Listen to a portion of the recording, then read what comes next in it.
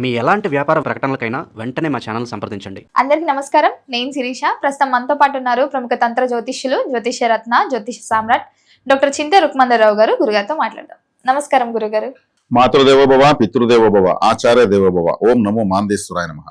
అందరూ బాగుండాలి, అందరికి మంచి జరగాలి. గురుగారు, ఈ రోజులలో చూసుకుంటే చాలా మందికి కూడా అబ్బాయిలకైనా అమ్మాయిలకైనా వివాహం జరగట్లేదు.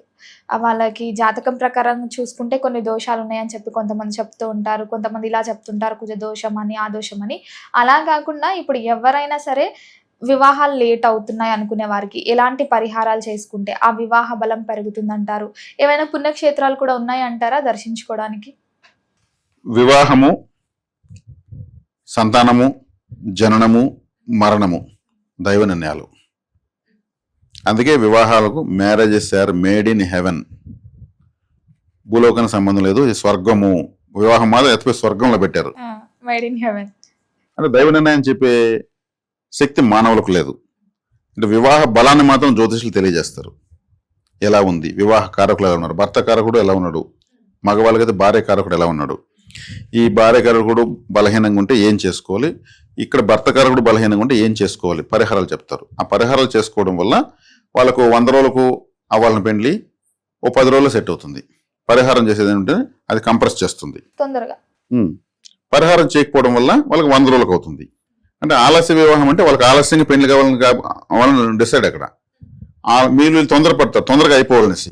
కానీ దైవ నిర్ణయం ఏముంది, వాళ్ళకి ఎప్పుడు కావాలో అప్పుడు అవుతుంది, ఏది ఎప్పుడు జరగాలి అప్పుడు జరుగుతున్నట్లు. కానీ పరిహారం చేసుకోవడం వల్ల కొంత తొందరగా సెట్ అవుతుంది. దాన్ని మనము ఒక అడిషనల్ యాక్టివిటీ వల్ల మనం దాన్ని ఆకర్షించడము, ఆ యొక్క కార్యక్రమాన్ని, వివాహం అనేదాన్ని.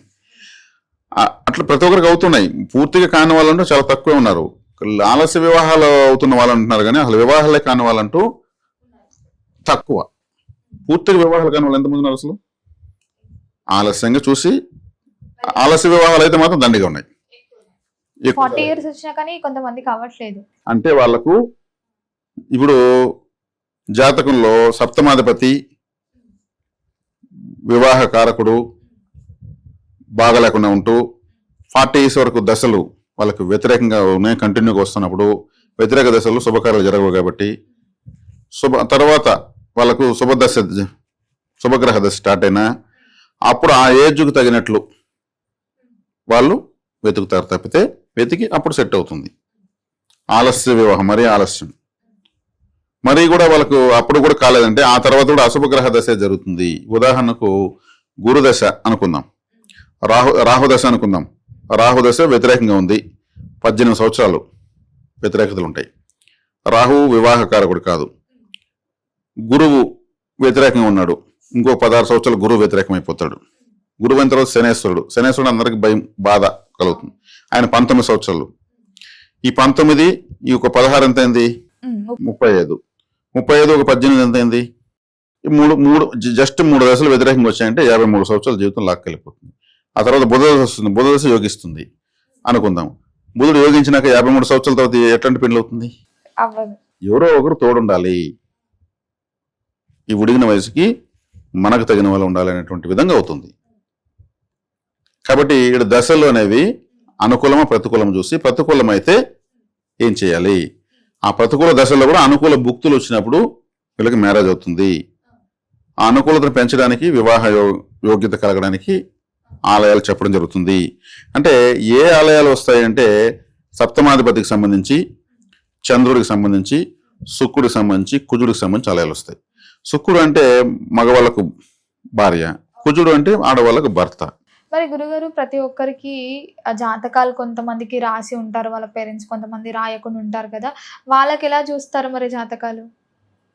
జాతకాలు అంటే ఇరువురులో ఒకరికున్నా ఓకే, అమ్మాయి అబ్బాయి ఇద్దరులో ఒకరికున్నా. ఇప్పుడు అమ్మాయికి జాతకం ఉంది, అబ్బాయికి లేదు, అది పెళ్ళైన వాళ్ళకి మాత్రమే సంబంధించి. అంటే ఇప్పుడు పెళ్లి చేసుకుంటూ ఉంటారు కదా. ఇప్పుడు ఒక అబ్బాయిని ఇష్టపడిపోతారు, అబ్బాయికి జాతకం ఉండదు, అమ్మాయికి జాతకం ఉంటుంది. కానీ వీళ్ళు పెళ్లి చేయడానికి సిద్ధపడతారు. ఇప్పుడు అబ్బాయి జాతకం ఎలా కనుక్కోవాలి?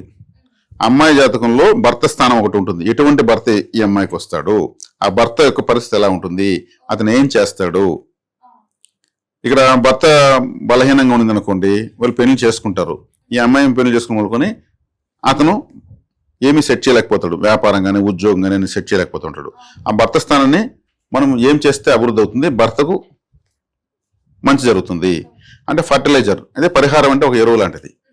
అప్పుడు అతను చేస్తా వచ్చాడంటే ఈమె చేస్తా వస్తే అతనికి వృత్తిలో సెట్ అవుతాడు.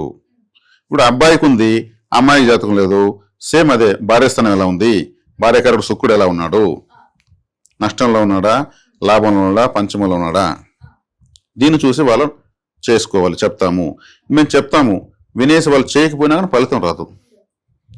కొంతమంది అంటారు మా అల్లుడికి అసలు దేవుడు అంటే నమ్మకమే లేదండి, ఏ గుడికి పోడు, అవన్నీ నమ్మడు, దాన్ని ఎవరేం చేయలేరు. నమ్మకమే లేని వ్యక్తి కోసం ఇంకొకరు గుడి చుట్టలేరు. కాబట్టి వివాహం అయిన తర్వాత ఒక ఇద్దరు భార్యాభర్తలు, ఒక అమ్మాయి అబ్బాయి వాళ్ళ తల్లిదండ్రులతో సమానంగా గృహస్థులు అవుతారు. అంటే కర్మ కట్ అవుతుంది, వాళ్ళే చేసుకోవాలి. అప్పటి వరకు వాళ్ళు వాళ్ళకు పిల్లలుగా ఉంటారు, అప్పుడు వాళ్ళు గృహస్థులు అవుతారు. లెవెల్స్ అధికారాలన్నీ మారుతాయి. కాబట్టి పరిహారాలు ఎవరికి వాళ్ళు చేసుకోవాలి. దేవుడు నమ్మకానికి క్రమశిక్షణకి ఫలితం ఇస్తాడు. ఎవరో చెప్పారని వచ్చి 4 ప్రదర్శనలు చేసి నాకేం రాలేదంటే ఏమీ రాదు.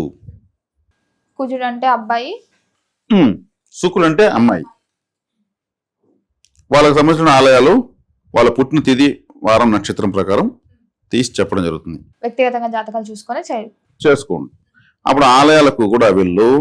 మామిడాకుల తోరణం ఉంటుంది కదా, 7 మామిడాకులు మనం గడపలో కడతాం కదా, అట్లా 7 మామిడాకులు, ఆ పచ్చి నూలు మనం మంగళసూత్రం కడతాం కదా, నూలు మంగళసూత్రానికి ఏ నూలు వాడతామో అదే నూలుతో 7 మామిడాకులు కట్టుకోవాలి. గంధము కుంకుమ పెట్టేసి, ఆ అబ్బాయిలు అయితే ప్రతి శుక్రవారం శివాలయానికి వెళ్ళి ఆ మంగళ తోరణాన్ని చెట్టుకు కానీ గేటుకు కానీ అక్కడ ఒక స్తంభానికి కానీ కట్టేసి కనీసం గడియ కాలం 24 మినిట్స్ ఆలయంలో ఉండేసి రావాలి. ఒక 7 వారాలు. అమ్మాయిలు అయితే మంగళవారం వెళ్ళి ఇదే పని చేయాలి. ఇలా ఒక 7 వారాలు చేస్తూ రావడం వల్ల వీరింటికి తొందరగా మంగళ తోరణాలు పడతాయి. మంగళ తోరణాలు అంటే ఏమి? వివాహం అయితే కదా మంగళ తోరణాలు కడతారు. శివాలయంలో ఎందుకు కట్టాలి? శివుడు మాత్రమే భార్య పిల్లలతో ఉన్న ఏకైక దేవుడు, ఫ్యామిలీతో ఉండను. కాబట్టి ఇది ఒక పరిహారం. ఇప్పుడు జాతకాలు లేని వాళ్ళు కూడా ఈ పని చేసుకోవచ్చు. ఇప్పుడు మనము 7వ స్థానం చూడలేదు, ఏం చూడలేదు. కాబట్టి ఇక్కడ వివాహం అయిన తర్వాత ఇంకొక సమస్య కూడా వచ్చేస్తుంది, పెండ్లి అయిపోతుంది, సంతానం కలగదు. సంతానం కలగడం ఏమవుతుంది? అదొక సమస్య స్టార్ట్ అవుతుంది. అంటే పంచమాధిపతి బలహీనంగా ఉన్నా, గురువు బలహీనంగా ఉన్నా వివాహ సంతాన విషయంలో ట్రబుల్స్ ఉంటాయి. కాలసర్ప దోషం అధికంగా ఉన్నా సర్పదోషం వల్ల కూడా పిల్లలు పుట్టరు, ఇలాంటివి ఉంటాయి. మరి అలాంటి వాటికి ఏం చేయాలి? దాన్ని చూసి తత్సంబంధం ఉన్న ఆలయాన్ని తిథి ప్రకారము ఒక ఆలయం చెప్పడం జరుగుతుంది. ఆలయానికి వెళ్ళడం వల్ల వాళ్ళకు సంతానం కలుగుతుంది. ఆలయానికి వెళ్తే చాలా ట్రీట్మెంట్ అవసరం లేదంటే ట్రీట్మెంట్ అవసరం, కానీ ట్రీట్మెంట్ ఒకటే అవసరం కాదు, దైవబలం అవసరం. దైవబలం తీసుకుని ట్రీట్మెంట్కి వెళ్తే ఓ 6 నెలలకు అనేది ఓ నెలకంతా వీళ్ళకి కన్ఫర్మ్ అవుతుంది. ఓ 1,00,000 రూపాయలు అయితే 10,000తో కన్ఫర్మ్ అయిపోతుంది. అంటే ఆ ట్రీట్మెంట్కి కూడా వేగంగా సెట్ అవుతుంది. మేము అనుకోలేదండి మీకు ఇంత తొందరగా రిజల్ట్ వస్తుందని డాక్టర్లే అంటారు. ఇది దైవబలం అన్నమాట. కాబట్టి జాతకాలు చూసి సంతాన స్థానం ఎలా ఉంది, భర్త స్థానం ఎలా ఉంది, భార్య స్థానం ఎలా ఉంది, అసలు అన్యోన్య స్థానం ఎలా ఉంది, ఇవన్నీ చూడాలి. ఎందుకంటే పిల్లలు కలగంటే వీళ్ళు అన్యోన్యంగా ఉండాలి. వీళ్ళు అన్యోన్యత లేకపోతే పిల్లలు కలగరు. వీళ్ళు ఎడమొహం పెడమొహంగా ఉంటే పిల్లలు కలుగుతారు. కాబట్టి వీళ్ళ దాంపత్య జీవితం బాగుండాలి, పంచమ స్థానం బాగుండాలి, భర్త లేదా భార్య స్థానం బాగుండాలి.